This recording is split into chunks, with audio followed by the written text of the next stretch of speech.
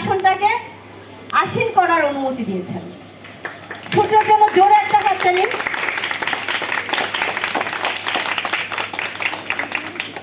আজকের শিশুই আগামী দিনের কি ভবিষ্যৎ, আর আজকের শিশুই কিন্তু আগামী দিনের কি পিতা, তাই না?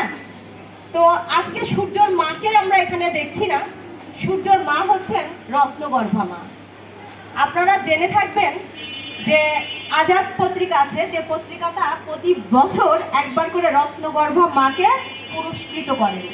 শুধু সম্মাননা না, সেখানে সম্মানের জন্য উনি আর্থিক একটা বড় অনুদান রাখেন, সার্টিফিকেট রাখেন এবং রত্নগর্ভা মায়ের জন্য স্পেশালি অনুষ্ঠানের আয়োজন করেন।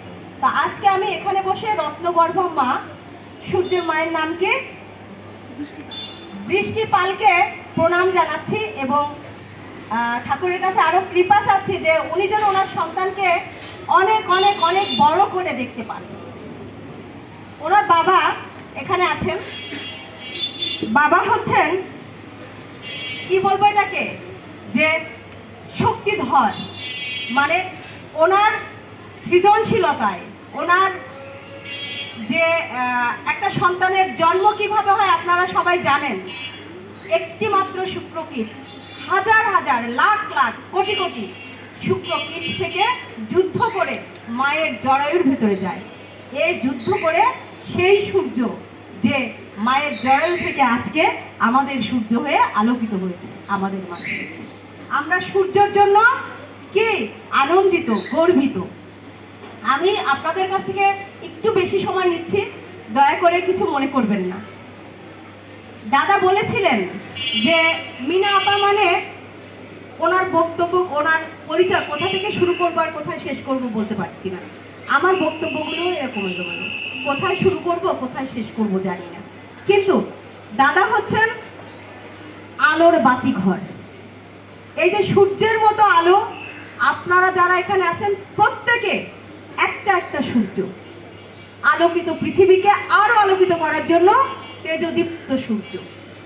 এই সূর্যকে আলো দেওয়ার জন্যই জ্বলতে হবে, আর আলো সৃষ্টি করার জন্য বাতিঘর আমাদের লিটন দা, তোমাদের শিক্ষক। আমরা যদি এখান থেকে আলো নিতে পারি তাহলে আলো দিতে পারবো। সূর্যের যদি নিজস্ব আলো না থাকে, চাঁদ কি একা একা আলো দেয় কখনো? কোথা থেকে আলো নেয়? সূর্যের কাছ থেকে।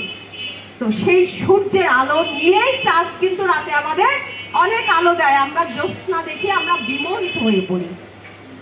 আর কবি সাহিত্যিকরা এই চাঁদকে নিয়ে হাজার হাজার কবিতা লিখেছেন। আলো কোথা থেকে পেয়েছে? সূর্য থেকে। আমরা প্রত্যেকে সূর্য হতে চাই, আলোকিত সূর্য, আর আলো ছড়াতে চাই। আমার কবিতার 4টা লাইন বলছি। মননের ধারে যে সরাতে পারে আধার কালো, সেই তো আলো, সেই তো ভালো। তোমরা কি সবাই সেই মননের ধারে আলো ছড়াতে পারবে না? হ্যাঁ, জোরে বলো। মননের ধার মানে কি? মনের আলো। আমরা মনের আলো জ্বালিয়ে এই পৃথিবীকে আলোকিত করতে চাই। সূর্যের আলো থেকে দীপ্ত আলো নেব, তাই তো? আর আমাদের আলোর বাতিঘর, এই বাতিঘরে এসে আমরা সেই আলোকে কিভাবে আরো উজ্জ্বল করব, সেজন্য ঘষা মাজা করব। একটু আগে আমাদের দাদা বললেন দুর্লভতা, মানে এত সহজে তাকে জয় করা যায় না। জয় করতে হলে কি করতে হয়? অনেক সাধনা করতে হয়, অনেক সাধনা করতে হয়। এই যে তোমাদের মা বাবারা অনেক সাধনা করে তোমাদেরকে পেয়েছেন, সেই সাধনা করে দুর্লভ অর্জন করেছেন। দুর্লভটা তোমাদের জন্য আশীর্বাদ। দাদা তোমাদেরকে আরো আলোকিত করতে পারবে আলোর পথে নিয়ে, যদি তোমরা দাদাকে স্মরণ করো। আমি ক্ষুদ্র মানুষ, ধূলিকণা সম, শুধু নিজেকে পরিচয় দিতে ভালোবাসি। আমি একজন মানুষ, মানুষের ঊর্ধ্বে কিছু নয়। সেখানে দাদার কথা অনুযায়ী একটু বলতে চাই, আমি প্রফেশনালি ফিজিশিয়ান। আমার একটা প্রকাশনা আছে বর্ণধারা, সবাই হয়তো বা নাম শুনে থাকবে বা কেউ কেউ নাও শুনতে পারে। আমাদের একটা স্কুল আছে। সর্বোপরি আমি বাংলাদেশ নারী কল্যাণ ফাউন্ডেশনের এক্সিকিউটিভ ডিরেক্টর। আমি নারী ও শিশুদের নিয়ে কাজ করি।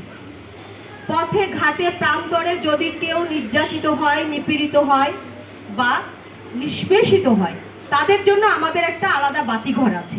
আমরা সেখান থেকে তাদেরকে সহযোগিতা করে থাকি। আমাদের একটা সাংবাদিক ফোরাম আছে, যেখানে মহিলা ও শিশু নিয়ে আমি কাজ করি, যেটা আন্তর্জাতিক মানে।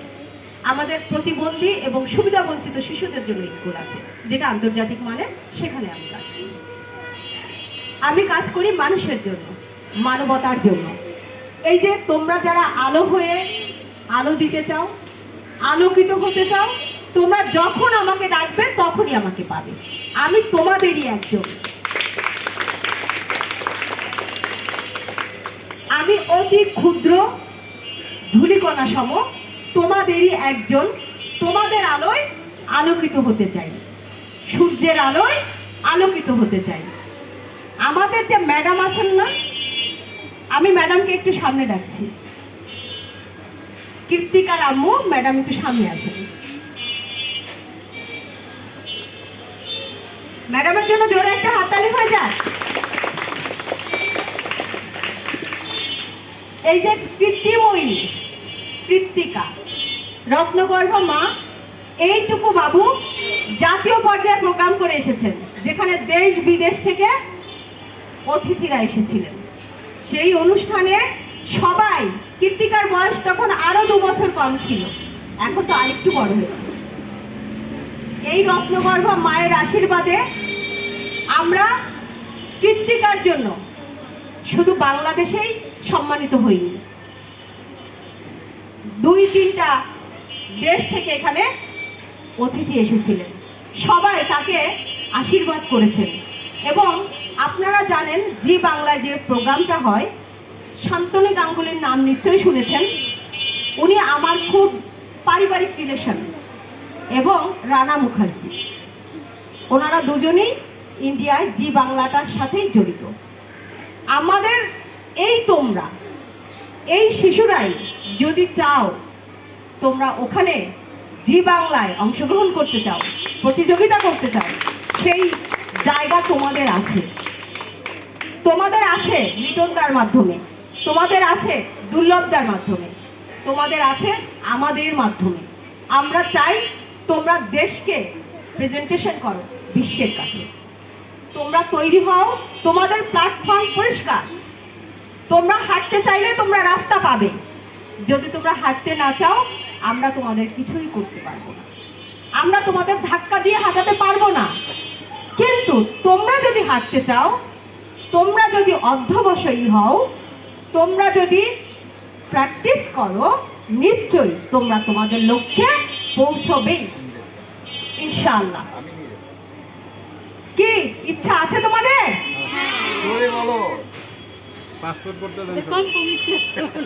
কি ইচ্ছা শক্তি কেমন?